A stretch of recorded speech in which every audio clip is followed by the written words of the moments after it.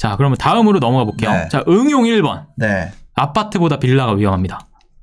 이유는 뭐냐? 빌라의 단점은 그거예요. 가격 판단이 어려워요. 아까 그 얘기 했었죠. 그죠? 그래서 첫 번째 뉴스로 돌아볼게요. 네. 전세 사기 화곡동에 몰린 까닭은 여러 가지 이유가 있을 수 있어요. 네. 근데 화곡동은 뭐냐? 빌라가 많습니다. 네. 맞아. 네. 그래서 빌라 화곡동에 밭이죠, 완전. 빌라 밭이죠. 아파트가 네. 거의 없어요. 네. 네. 그래서 그런 요인도 있다. 물론 다른 요인도 있지만 네. 요걸 보시면 여러분들 빌라 들어갔을 땐 더 네. 주의해야 돼요. 특히나 뭘 주의해야 되냐면 신축 빌라 있죠. 네. 신축 빌라에 사람들이 들어가는 이유가 뭐냐면 네. 새 거거든요. 그렇죠. 들어가 보면 아파트랑 똑같아요. 그렇죠. 깨끗하거든요. 네. 그리고 전세잖아요. 네. 그럼 내가 이거 들어갔을 때 나중에 만기되면 그대로 돌려받을 수 있는데? 네. 그러면은 여기 들어가지. 그러니까. 근데 알고 보니까 매매가가 2억인데 전세가 2억 3천이야. 그런 경우가 정말 많아요. 근데 그 매매가를 내가 모른다는 거죠. 그러니까요. 그걸 모른다는 거. 이 경매로 낙찰이 되면 얼마가 낙찰이 될지 모른다는 거죠. 아파트는 서울 아파트는 그나마 지금은 괜찮아요. 왜냐면 전세가율이 뭐 평균적으로 50 몇 프로, 60% 높아봤자 70%란 말이에요. 네. 그러면 이게 경매로 매각이 된다고 했을 때 그 정도까지 밑으로 내려올 수는 없어요. 대부분의 경우에. 네네. 근데 빌라 같은 경우는 그렇지 않다는 거죠. 아니 그러면 빌라 가격을 어떻게 알 수가 있죠? 빌라 가격 같은 경우에는 사실 네. 뭐 디스코로 알아본다든지 아니면 여러분들이 그 좀 부동산에다가 내가 매매 수요자인 척 전화를 해보시는 것도 괜찮고요.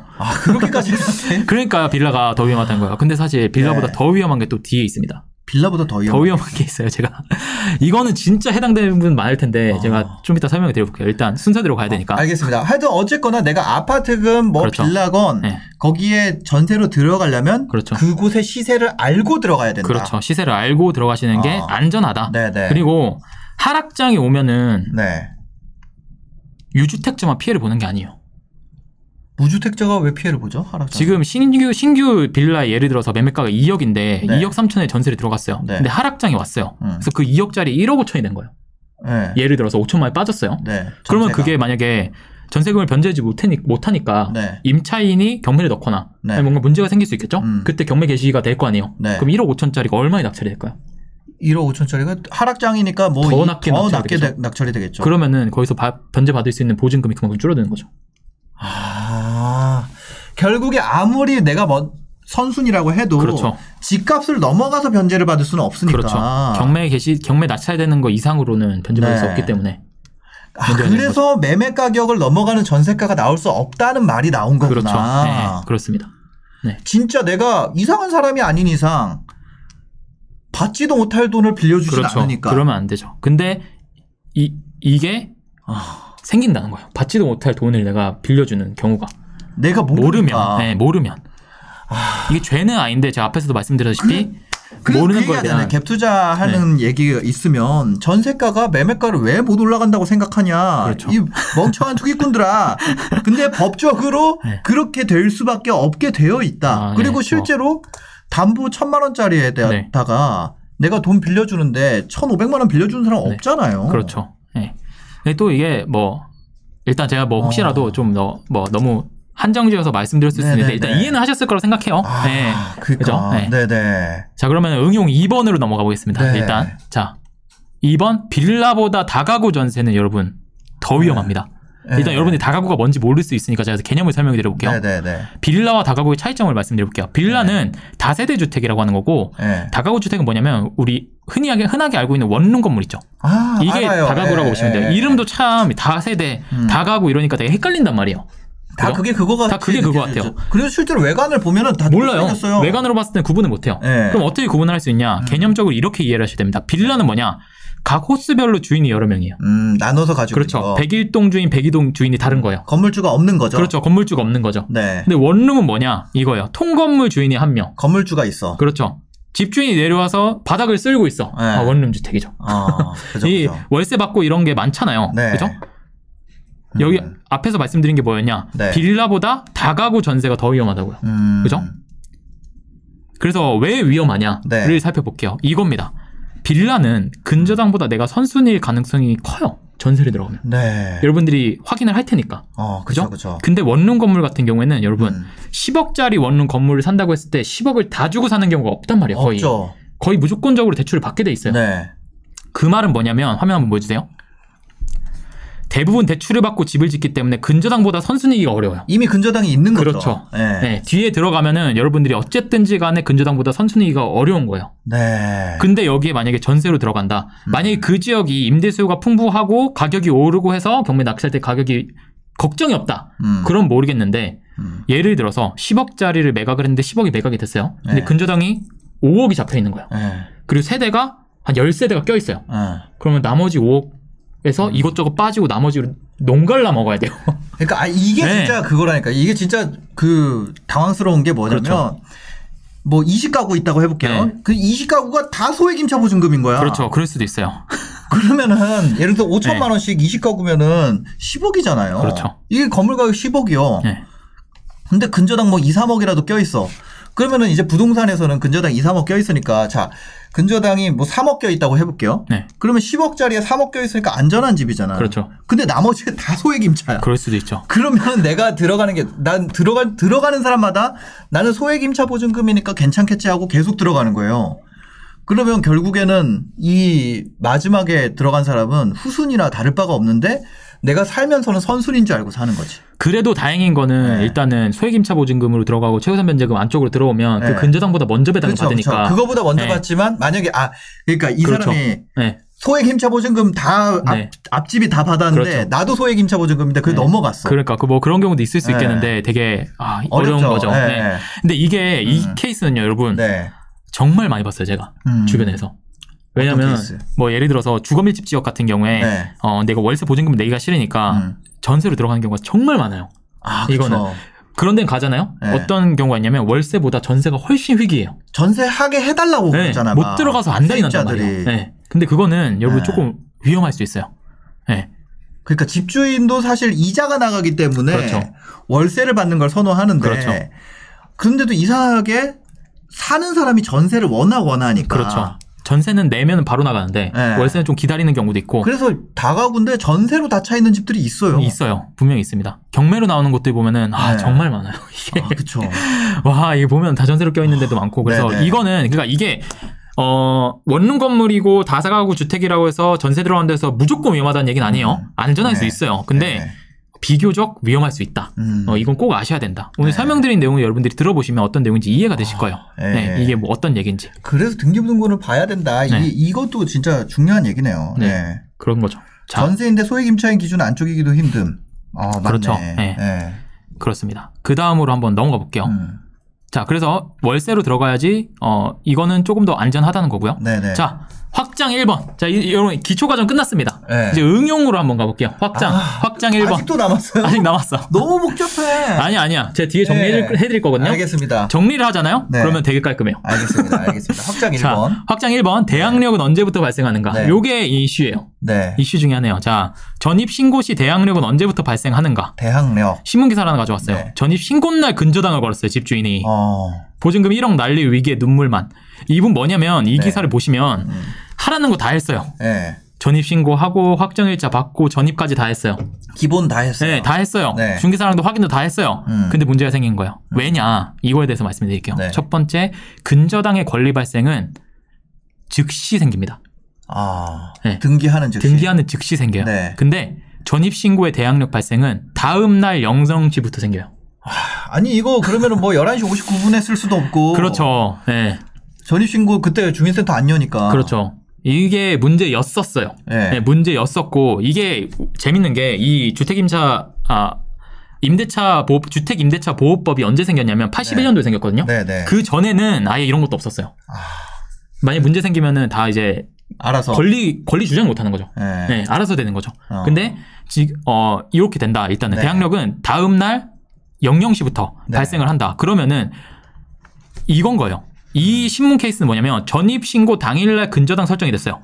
그러면은 근저당은 즉시죠. 네. 근데 이날 같은 날 전입 신고를 했단 말이에요. 그럼 대항력은 다음이니까. 네, 문제가 그죠? 있는데요. 이렇게 되면은 얘가 선순위가 되는 거죠. 네. 그랬을 때 문제가 되는 거잖아요. 네. 근데 그래서 이 경우에 어떻게 하셔야 되냐면 여러분들이 네. 계약 및 전입 신고하고 2, 3일 후에 등기부등본을 다시 발행 모셔야 돼요.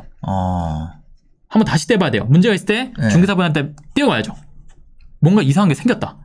그거 어떻게 해요? 뭔가 이상하게 생겼어요. 아니, 근데 그때는 이미 돌이킬 수가 없잖아. 아, 그래도 바로 얘기하면은 어떻게 뭐 계약 파기라든지 뭐 그런 게 생길 수 있죠. 이건 집주인이 좀 노골적으로 의도하고 했다고 봐야 되거든요. 예. 근데 근데 이런 사건이 생기더라.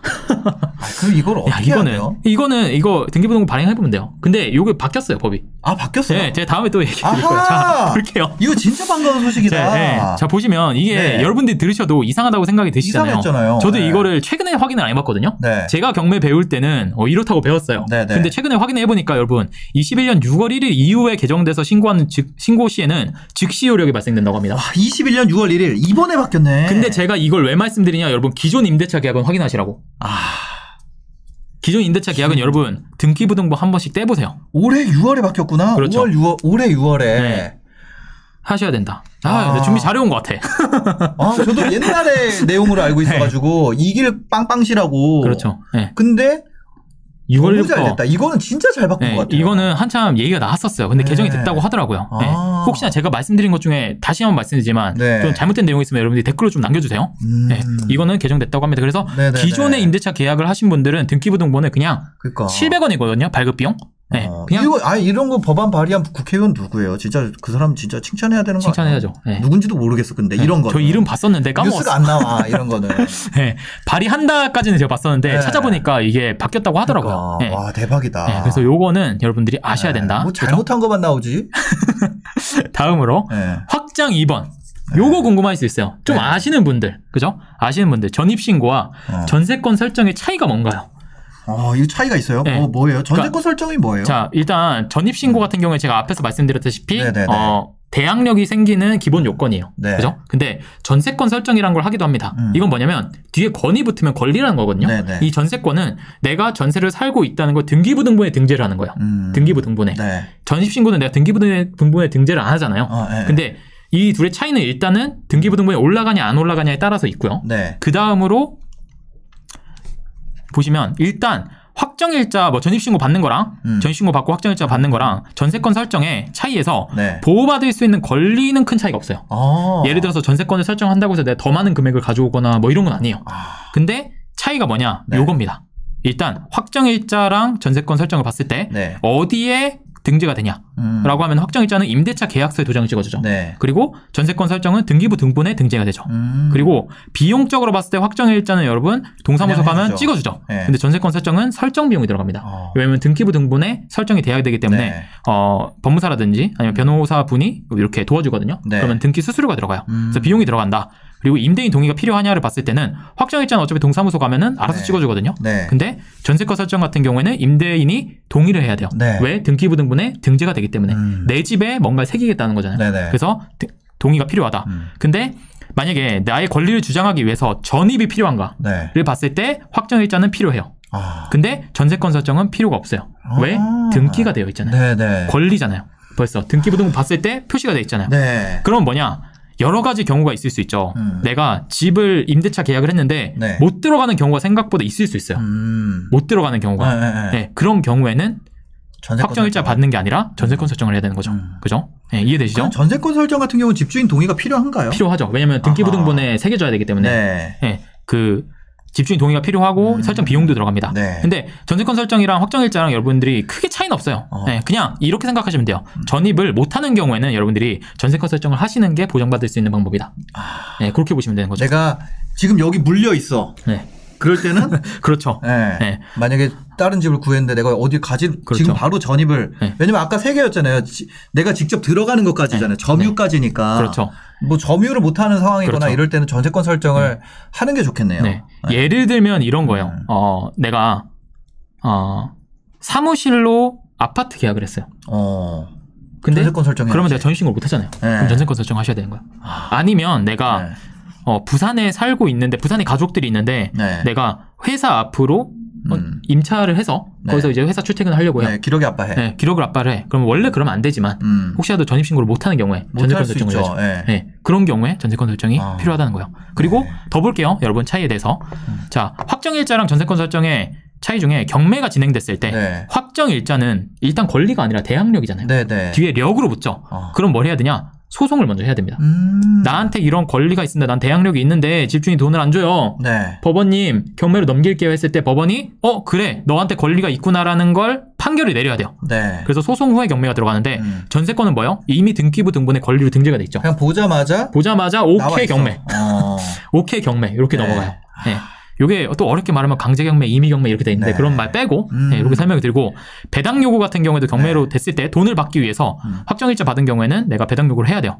전세권 설정은 권리가 이미 있기 때문에 필요가 없게 되는 거죠. 그러니까 전세권 설정 같은 경우는 문서화가 되어 있는 거고 그렇죠. 저 확정일자 같은 경우는 문서화 작업이 안 되어 있는 그렇죠. 거고 그래서 나중에 문서화 작업을 그렇죠. 필요한 경우에 할 수 있는 권리가 그렇죠. 있는 거고 그래서 확실하게 말씀드리면 여러분들이 확정일자를 받으셔도 충분해요. 근데 내가 전입을 못하겠다라고 하시면 전세권 설정을 받으시는 게 낫습니다. 그리고 굳이 또 내가 전입도 하고 전입신고도 하고 확정일자도 받았는데 전세권 설정을 따로 또 하실 필요는 없어요. 그렇습니다. 이렇게 정리. 그러니까요. 알겠습니다. 이렇게 정리를 하고. 근데 아직 더 깔끔하게 정리가 필요할 것 같은데. 더 깔끔하게 총정리는 나중에. 총정리가 또 필요할 것 같아서. 자, 확장 3번. 가능하면 여러분 전세 보증보험 가입하시는 게 좋아요. 이게 베스트죠. 일단 근데 이것도 다 피해가진 못해. 참 여러 가지 경우가 있어요. 일단은 이거는 제가 설명하면 너무 길어져요. 그래서 보증금 반환에 문제가 생겼을 때 보장받을 수 있는 보험이거든요. 이게 다루는 기관이 여러 개 있습니다. 예를 들면 주택도시 보증공사라고 해서 허그 여기서도 받을 수가 있고 서울보증보험이라고 해서 SGI 여기서도 받을 수가 있고 한국주택금융공사라고 해서 HIF라는 데가 있는데 각각 약간씩 그 조건이 달라요. 그래서 여러분들이 되신다면 보증보험에 가입하시는 게 좋죠. 이렇게 하시면 여러분들이 어느 정도는 다 방어가 가능하다. 어느 정도는 다 받은 그 방어가 가능하다고 말씀해 드릴게요. 선수한테 맡기는 거죠. 그렇죠. 이렇게 보시면 되고. 근데 여러분들이 또 제 여기서 허그에서 문제가 생길 수 있어요? 이거 못 돌려주는 경우도 있다고 그러더라고요. 저도 정확하게 모르는데 뉴스에서 그렇게 뭐냐면 말하더라고요. 제가 이거 못 돌려주는 경우가 이게 있어요. 뭐요? 집주인이 이럴 때가 있습니다. 제가 대출이 필요한데 라고 이렇게 말을 하면 차라리 근저당 이렇게 생각이라도 드는데 지금 전입을 잠깐 뺐다가 2시에 다시 넣어주시면 제가 1,000만 원 드릴게요. 그냥 다른 거 필요 없고 그거 전입 뺐다가 넣어주시면은 1,000만 원 드릴게요. 이러면 보증보험에 가입할 때 조건이 아니잖아요. 전입일자가. 그럼 보증보험 날아가는. 그럴 수 있죠. 그래서 이거 요구 되게 많습니다. 아니 이거 뭐 해야 되는데 전입 잠깐 뺐다가 넣어주세요. 이거 2,000만 원 드릴게요. 전입 2시간만 해주시면. 제가 보증보험에 대해서 이게 정확하게 그렇게까지 가보지 않아서 명확하게 모르겠는데 제가 기사를 보니까 저는 그렇게 생각했거든요. 보증보험은 그래도 공사니까 일을 확실하게 챙기지 않을까? 라고 생각을 했는데 기사를 읽어보니까 여기서도 실수를 하더라고. 그래서 그래서 생기는 문제들도 있어요. 여기에 그런 거 있네요. 한 건물의 전세 보증 세 집 네 집만 보증해 준대요. 그런 것도 있을 수 있죠. 일단은. 그래서 요거는 아셔야 된다. 그리고 한 가지 사례 더 볼게요.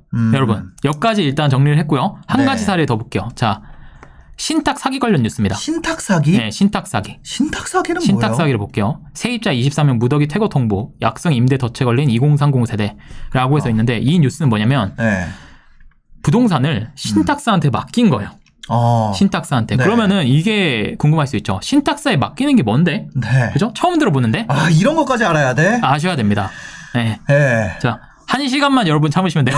자, 신탁이란 게 뭐냐면 재산의 관리와 운영을 맡기는 거 신탁이라고요. 그렇죠. 뭐냐면 이 부동산에 대한 권리를 신탁사한테 넘기는 거예요. 이런 겁니다. 임대인이 있고 임차인이 있죠. 근데 이거를 두이 신탁이라는 데다가 신탁을 맡겼어요. 그죠? 그럼 집주인이 두이 신탁으로 나오잖아요. 그렇죠. 아니요. 나와요. 근데 뭐냐면 여기 포인트가 하나 나오는데 이거예요. 신탁사에 맡긴 경우에 임대차 계약은 집주인이 아닌 신탁사를 해야 됩니다. 그죠.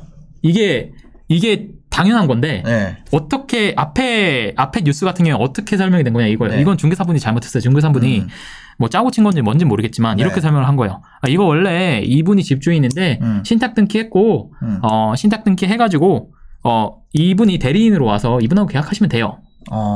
이렇게 말하면 우리는 안 속지. 왜 아니까. 근데 모르는 사람이 와서 그런 게 있구나. 라고 해서 사인을 하면 어떻게 돼요?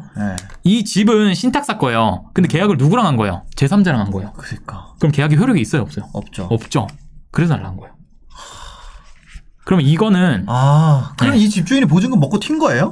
뭐 그런 뉴스 뭐 제대로 제가 뭐 그렇게까지는 안 봐서 모르겠는데 예. 상세한 내용은 모르겠지만 이런 경우도 생길 수 있다. 신탁 근데 이 신탁에 맡기는 걸 나쁘게 볼 수는 없는 게 이거는 선진국들에서는 되게 활발하게 이루어지고 있는 거거든요. 뭐 여러 가지 이거 공동 투자할 때도 많이 써요. 네, 뭐 여러 가지 이유로 해요. 뭐 대출을 더 받기 위해서 대출도 뭐 맞죠. 신탁 등기하면 대출도 더 나오고 명의 좀 뭐 이렇게 하기 위해서 막 여러 가지 이유로 쓰는데 외국 같은 경우에는 이게 좀 보편화되어 있다 보니까 사람들이 지식을 갖고 있을 수 있는데 우리나라는 이게 되게 생소하거든요. 그래서 어렵다. 그럼 이걸 어떻게 알 수 있는데? 라는 게 또 중요하죠. 신탁사에 맡겨진 지 어떻게 알 수 있을까요? 등기부등본 갑구에 표기되어 있습니다. 갑구에 꼭 봐야겠네. 갑구에 뭐였어요? 네네. 소유권에 대한 게 나온다고 했잖아요. 그죠? 그래서 갑구에 보시면 이렇게 신탁이라고 써 있어요. 신탁.